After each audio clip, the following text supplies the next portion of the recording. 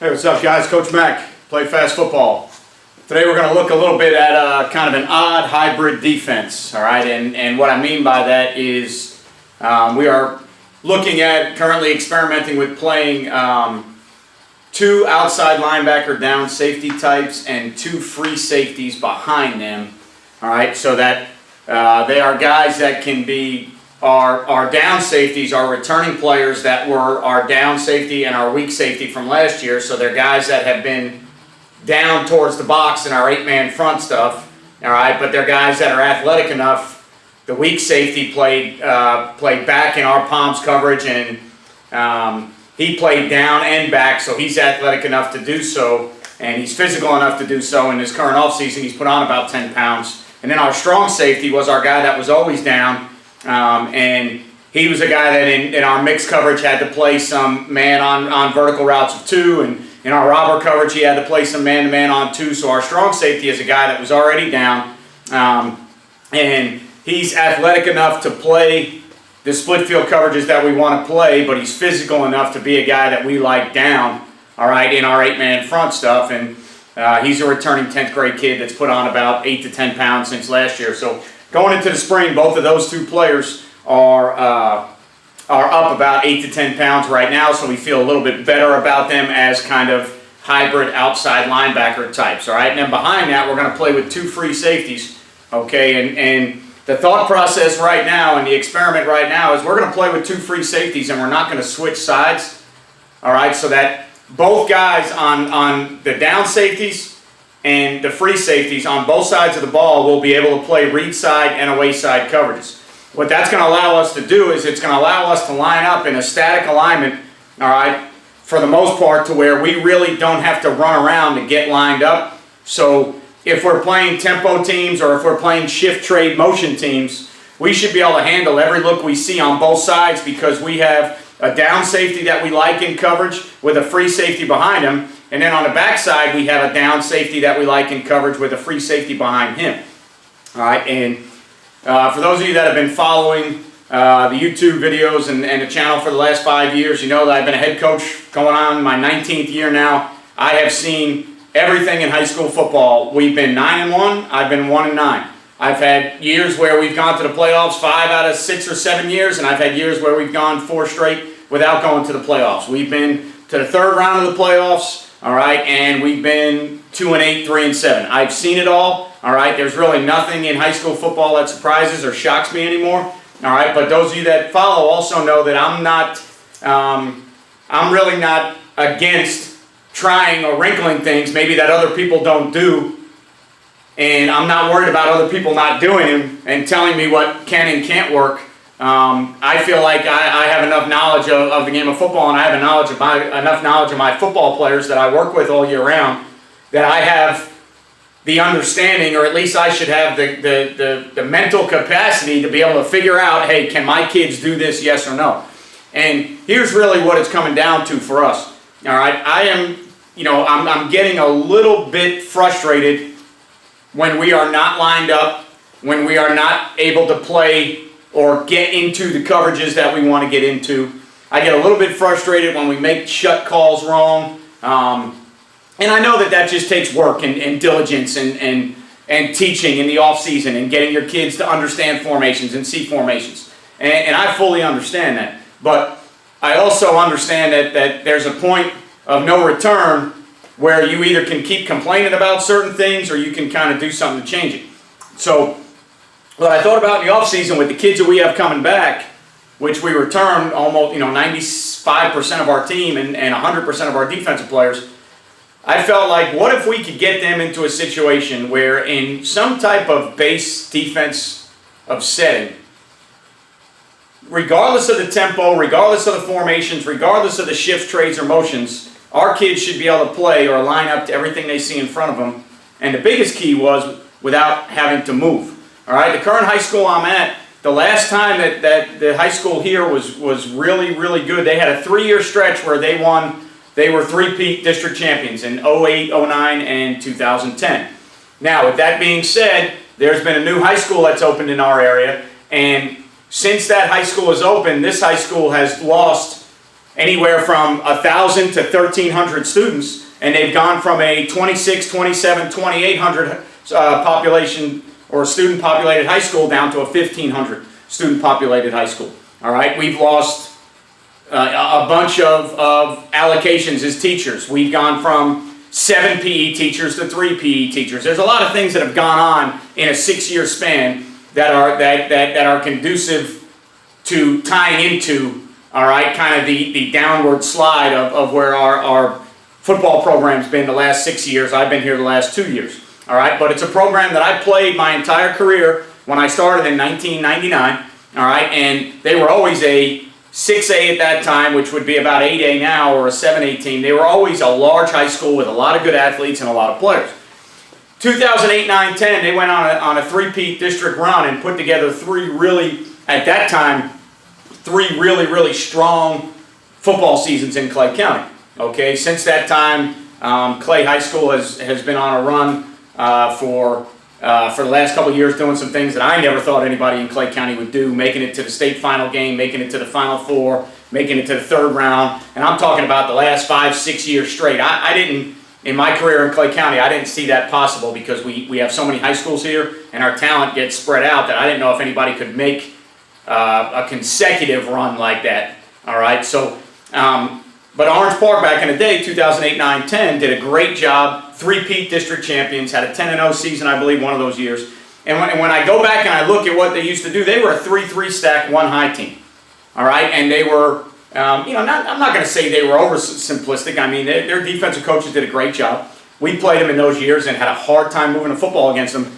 But it didn't involve a lot of moving parts to their defense until after the ball was snapped. Now, after the ball was snapped, they had a lot of line movements in a 3-3 stack and games and 4, 5, 6-man pressure. But the point I'm getting to is the kids didn't have a lot of pre-snap moving and thinking to do to get lined up. They kind of got those kids in almost a box situation where the 3-3 box stayed relatively static and the outside dogs stayed kind of static and the corners and the free safety were kind of static.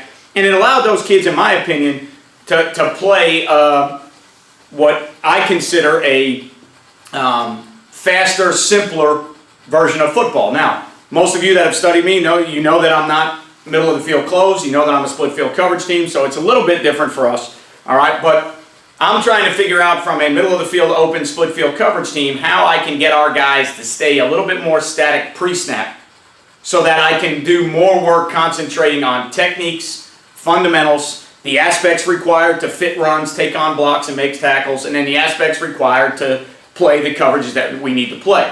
All right, so the experiment in the offseason has been a hybrid odd defense, all right, a 3-4 package, which is really a 3-2-6 package because technically, based on last year's personnel, all right, we're playing 6 DBs on the field. Now, the two, what I'll call the jack and the strong safety right now, they are progressing from DBs to linebackers. All right, the jack is now 182 pounds, and the strong safety is now working its way to about 165, 166 pounds as an upcoming junior. So he is really, truly more of a safety type, but the jack has worked himself almost into a linebacker type body. So we're either 3-2-6 or 3-3-5 if you want to look at it from a personnel standpoint. All right, that's simply just a personnel standpoint. All right, up front, we do not have a lot of defensive line bodies without using all of our old linemen. We are a tempo team on offense. I don't want to play my linemen both ways. All right, so we've got one true defensive end that we really like who's about 6'1", 235 pounds right now, 10th grader, going to be a junior next year. Really solid, really good player. At the other defensive end, we're going to look to be a little bit more in the 190 to 210 range. Okay, so we're not going to be as stout as we are at the strong side defensive end. And then our nose, we're going to play a combination of two different things. We're going to have that wrestler lacrosse type body that's 175, 180 pounds that is really quick off the ball and really great playing with leverage and pad level. And we're going to work him one side or the other. And then we're going to teach 2 or 3 of our offensive linemen that are our 270, 80, 90 pound bodies. We're going to teach probably 2 of them to play the nose, and we'll teach them to play behind the blocks of the center, all right, and see how difficult that is on the mic and the will to fit runs based off of one nose that moves and one nose that kind of 2 gaps or plays behind the head. And then we're going to teach one or two of our other linemen to play the backside 4-eye technique so that when we need to, or if we need to, we can get thicker at these two spots, and then we would be 235,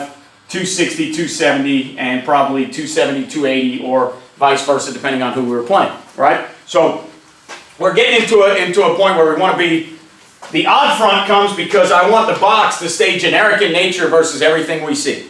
All right, so I don't want to have to put a 3 technique or a 1 technique or a 5 or a 7. I don't want to have to make shut calls. I want the box to stay as generic as possible.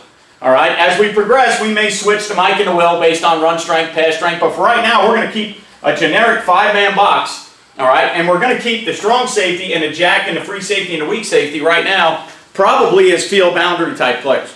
All right, now, the ultimate experiment for me is keeping 11 players in a position where they never moved, other than if we had to play man coverage or we had to move them around. To me, all right, if possible, I know a lot of people are going to think it's crazy, but in high school football, with what we deal with, and our kids play both ways, and you know the ability of having a coaching staff that has to maybe coach both ways, okay, I'd like to get a defense where 11 guys never moved, and the only thing they had to change is play different fronts. So we would go from, all right, you know, a base odd front, maybe to a bear look, all right? Or maybe we could bring our bigger jack linebacker down to make us an even front, but we wouldn't move, all right? It is the ultimate experiment for me, is get to a defense where we never really moved. We just played based on formations that came out. So what I'm getting at, all right, is we are going to be in an odd front with a head-up nose, 2 4-eyes at ends, strong safety jack, Mike Will, and then 2 safeties behind it that are both essentially free safety types so they can play whatever coverage we need.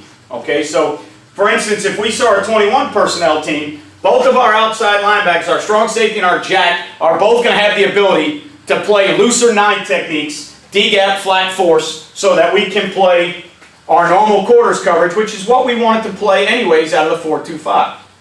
Okay, and then on the backside, all right, we've got multiple choices. All right, we are going to base out of dropping 8 and not sending a 4th rusher. All right, so on the backside now, if we went with our concept from last year that we call the Hawk concept, all right, what we could do is we could play outside leverage man with an underneath dropper in the pass game, and then an extra quarters fitting type safety that is extra in the run, but then in the passing game, based on what the quarterback wants to do or based on a game plan, we can close the middle of the field with him, or we can double and bracket the number 1 to the other side. Okay, now, we will progress into being able to send the jack off the edge and then being able to switch it and send a strong safety off the edge. Almost every odd team you play against is going to be some version of a field side reduction or a boundary side reduction. So we will progress to that, but we're going to start playing in this structure to where our jack and our strong safety can both understand how to play the front side and the back side, and so can our free safety and our weak safety, so that now if we're playing 21 personnel and we get a tight end to the other side, we don't have to move anybody. All we have to do is the jack now has to understand to be the loose 9, all right, and he's the flat force player. This becomes the side that we want to play quarters to, all right, and this is going to be another free safety that knows how to make coverage calls and play the calls that the free safety plays.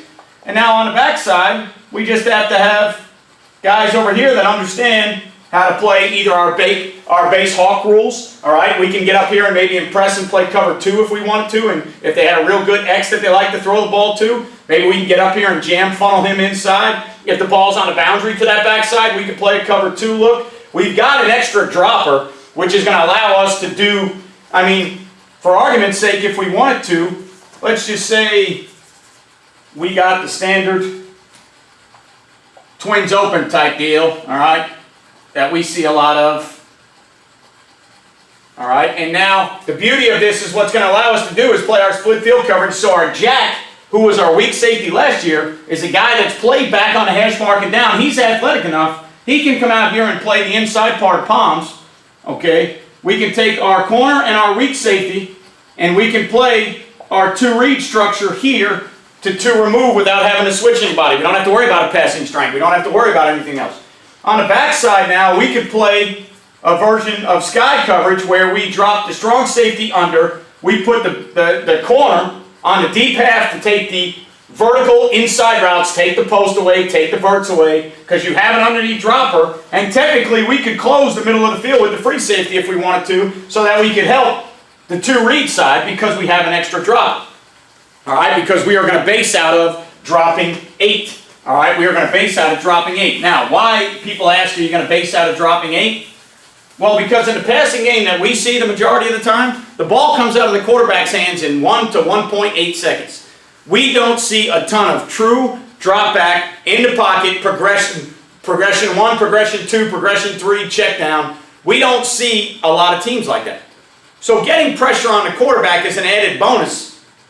All right, but at times when he's grabbing the ball and one-step rhythm passing or RPOing or getting the ball out of his hands so quickly, I don't think personally that pass rush is that much of an added bonus. Now, those of you that know what I do and how I've done it in the past, believe me, 5 and 6 are going to be coming, and 7 at times. So we will be pressuring. So it's not like we're just going to sit and send 3, drop 8. But we're going to base our philosophy out of sending 3, dropping 8. Okay, and then obviously those 4 eyes are going to have to ricochet out, and all right, they're going to have to ricochet out and become contained players. All right, but what it's going to allow us to do now is if we get 3 by 1, okay, now the options for us are a little bit more involved, because now in a 3 by 1 setting we have 2 outside linebackers that we feel like can play our version of mixed coverage, which has them matching a 2 vertical.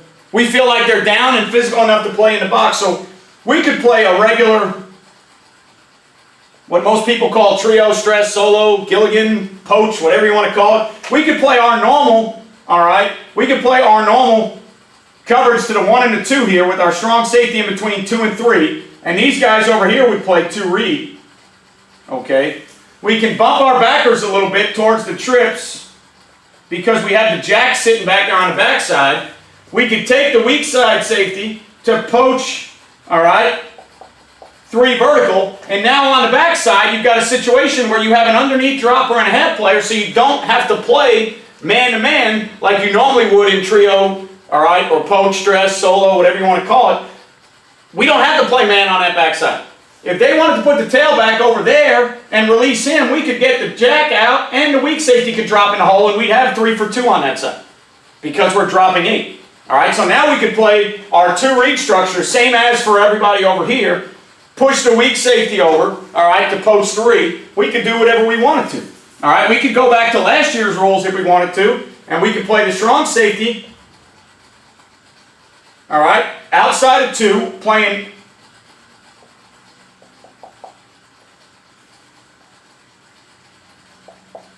strong safety outside of 2. We're man-to-man on 1.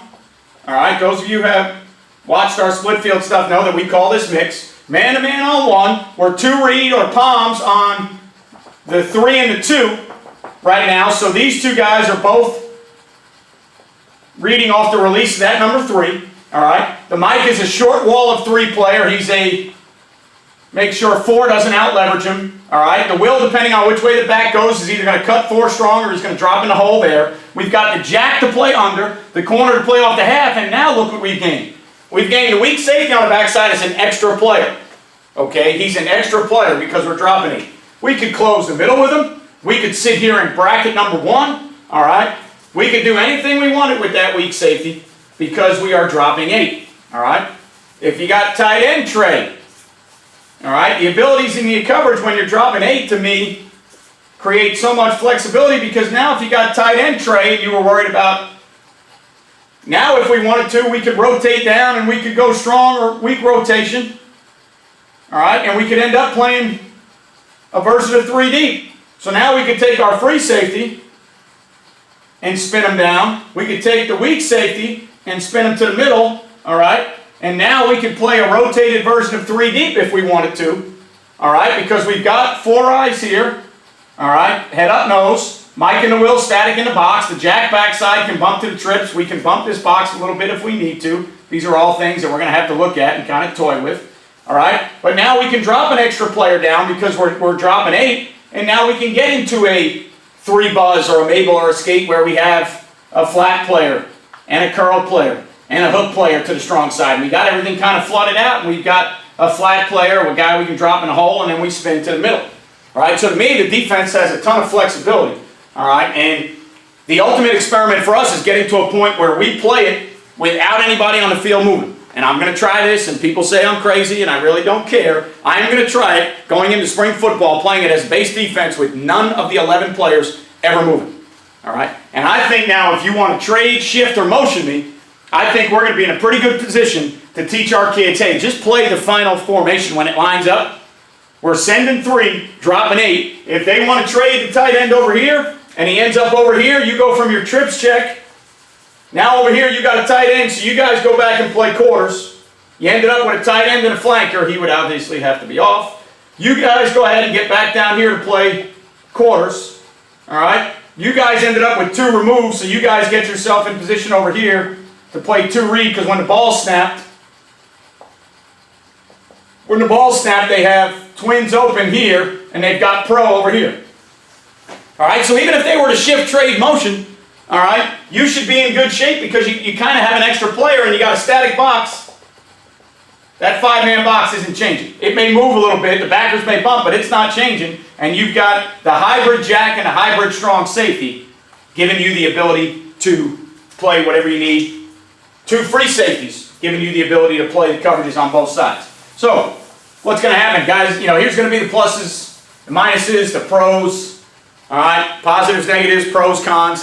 People are going to say, well, you're going to get stuck with your guys on one side of the field. Everybody's going to run away from your best players. I agree with that. So in the personnel, I'm going to put some of my better run players here. And then on the other side, I'm going to try and match it up with some of my better. So I'm probably not going to put my best end and my best outside linebacker physically against the run on the same side. All right, I'll put one on one side and my best end. So what I'll do is I'll probably take my better coverage player, which is my strong safety, and he'll get the better, more physical defensive lineman on his side in the run game. And then on the backside, I'll put my jack outside linebacker, who's my more physical 182, 185-pound kid. I'll put him on the backside since he might have the end in front of him that's a little bit lighter at 190 or 195 pounds. So that's going to be the first thing. Coach, they're going to scheme against you and they're going to run the ball a certain way. All right? Had that before. We've had it happen before. The next step would be progressing the field and boundary and moving guys and just getting lined up based on field and boundary. Remember, the goal of this defense is I don't want to be not lined up at the snap of the ball, and I don't want my kids to not know what we're playing at the snap of the ball. So with less movement, I'm hoping I can spend more time teaching the techniques, fundamentals, and skills needed to play the coverages that we're playing, because we don't have to spend as much time teaching formation adjustments and shifts, trades, and motions to our guys. All right, because if we line up in a static look and just play the coverage off the final formation, all we have to understand is how to teach the coverages that we want to play to the final formation. So now I'm hoping to spend more time skill, drill, technique, fundamental, less time formational adjustments because our guys aren't moving. All right. The other thing I'm hoping to do is get our guys honed in on the fact that, hey, you've got nowhere to go, you've got nowhere to move, line up, play football. You don't have to worry about a shut call. Linebackers, don't worry about the formation and the shut call. Just listen to coverage calls from behind you. You guys stay at home base and play. 4 eyes, stay home base. Nose, you're either going to move to the side of the back or the side of the sniffer, or we're going to 2-gap you and play you behind the head of all the blocks, depending on if our linebackers can figure out their run fits. Okay? Now, people are going to look and probably say, Coach, it's too static. They're going to know where you are all the time. Well, we're going to progress, obviously, to being able to play an even front out of this look with a different coverage. We're going to progress to being able to send the jack and send the strong safety so we get a field side reduction and a boundary side reduction. All right? And then, as I always do, we're going to progress the double eagle bear, one free, 46 Buddy Ryan Chicago Bear defense. All right? We've always played that even when we're an even front team. So that's going to be the next progression. All right? So we're going to go from sending 3 and dropping 8, sending 4 and dropping 7, sending 5, playing man free, sending 6 and playing either 2 under, 3 deep, or 0. Okay? We're going to go from a static 4-eye, 0-4-eye look. We're then going to go to double eagle. Then we're going to go to an even front. So there's going to be enough built into it, all right, to where there's going to be some multiplicity. So nothing's ever as simple as you say, hey, we're going to stand in these 11 spots the whole time and it doesn't matter what you do. That's not what we're saying. All right, what I'm saying here is if I can hone my kids in on, hey, this is where you line up. In this base front, in this base defense, all we got to do is figure out what coverages to play to each side. and then the skills, techniques, and fundamentals needed in those coverages to fit runs and defend the pass, and then the eye discipline needed to know that in that coverage, playing that technique, where the heck should you be looking? Okay? Now, it's going to take a couple flexible hybrid players. That's why I draw it up as an odd hybrid defense. I need two guys that can play loose nines in a run game and that can play back apex to play palms. I feel like I have it. Okay? Now, what we're going to do is we're going to take our tailbacks predominantly, and we're going to make our tailbacks the backups at the outside linebacker spots. Why? They're about the same body type. We're looking for 170 to 190. And we're looking for guys that are physical enough to be down in the box, athletic enough to play some man. Okay? So that's really what our tailbacks are. Our tailbacks are 170 to 190. All right? They're physical enough to run the ball downhill. They're good enough athletes to get the ball to the perimeter. And because we're a tempo team that plays both ways, we're going to need backups. So the first thing I'm going to do is I'm going to take the jack and the strong safety, and those are going to be tailbacks. And I'm going to rotate tailbacks in at those two positions. Then I'm going to take my jack and strong safety, and I'm going to make them tailbacks on offense, and they're going to become my third, fourth, fifth tailback on offense that I expect to play because we're playing with tempo. All right? I have one tailback that will play one of the free safety spots, but my other tailback should be able to play the jack and the strong safety. Going to take our linemen and teach them how to play four eyes and a nose. Okay? I'm going to have two of the lacrosse or wrestling type noses that I feel like can work in a gap to both sides. All right? And then our Mike and Will will be traditional, typical Mike Will linebackers depending on the school you're at. All right? I might have one that's 165. I might have one that's 190. All right? I might have two that are 190. All right? But depending on the school you're at, our inside linebackers will be traditional inside linebackers, and they'll usually be the guys that we like to use at sniffer on offense. So we're going into a year where we got to play a lot of guys both ways. We're going into a year where I feel like I want to focus on not being misaligned, not being shift traded and motioned into bad things. I want to focus on, hey, you know what? We may be a little bit more predictable with where we are in certain things, but our kids are lined up, ready to play football. Then we'll roll out the change-ups from there. Okay, so I know it's not your typical odd front defense. I know this won't be for a lot of you guys that like to go with shut calls, passing strength, field boundary, move guys around. I realize that's not for everybody. That's okay. It's going to be something that we try and something that we experiment with. If it doesn't work, I go back to whatever it is that we know. We go back to 4-2-5. We go back to our regular stuff. All right, so it's really not that big of a deal for us. We have spring ball and football, which is a great time to experiment. See if it's feasible. See what the strengths and weaknesses are. See where you get beat in a spring game or in practice, and then turn around and go, hey, all right, we can do this with one or two modifications, or hey, we can't do this. Let's just go back to playing split field coverages. Our coverages are going to be mostly the same anyway, so it's not like we are reinventing the wheel coverage-wise. Okay? Check out GameStrat, guys, for sideline replay, the most advanced, fastest sideline replay system on the market. You can check them out at GameStrat on Twitter. All right, they will be hosting a Sunday night chat, which will be tonight. There'll be a Sunday night chat. So check out GameStrat. Check out Just Play Sports Solutions, or Just Play. I believe it's at Just Play Football or Just Play FB on Twitter. They are currently the program I am using for my playbook, and then we're going to be using them for some digital software solutions, off-season game plans, and quizzing our kids in game plans. So check out Just Play. And then I just did a split field video on CoachTube. So if you're on the CoachTube site, CoachTube.com, got a bunch of great teaching videos on there, every sport you can imagine. And my split field coverage video is out on CoachTube, so you can check that out as well. And I'll put some things in the description of this video that kind of link you to some of those places to go. All right, guys, I appreciate the support. Up over 12,500 subscribers now, and inching ever so closer to 2 million views. So thank you guys so much for your support. And as always, you won't play well till you play fast. I'll catch you guys next time.